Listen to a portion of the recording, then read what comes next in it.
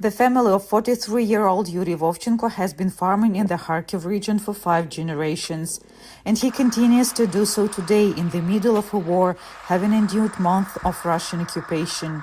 The Russians are gone, but the mines they planted in his fields remain. That has forced Voychenko and his workers to clear this land over 6,000 hectares by hand. It was very dangerous to walk through these fields and prepare soil for sowing. But we are doing it to survive. If we don't do it this year, there will be little hope to survive the next one. Voychenko gets the grain he sowed from a fellow farmer in central Ukraine. His stocks were burned by the Russians when they occupied the region from March 2022 to September 2022, and Voychenko recalls feeling constant terror. They called us all Nazis, and you can't argue with a man who is pointing a gun at you. He recalls how they locked the cattle in the barns and wouldn't allow locals to feed the animals.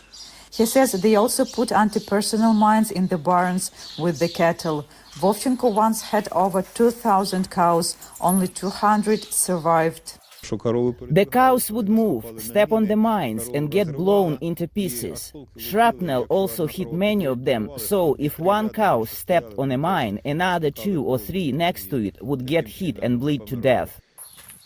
Before the war, Voychenko worked with a French yogurt producer operating in Ukraine. Today, however, he is selling his milk at a local market to get at least some money. This income goes to paying his workers. He estimates the Russian invasion cost him some $15 million since the start of the war. And while this damage is repairable, some other losses are not, says Voychenko. During the occupation, Russian forces captured 6 of his workers, tortured them, and then burned them alive. After the deoccupation, DNA analysis showed that these were our people that were burned in cellars. Before the war, Voychenko's farm gave some 250 people jobs.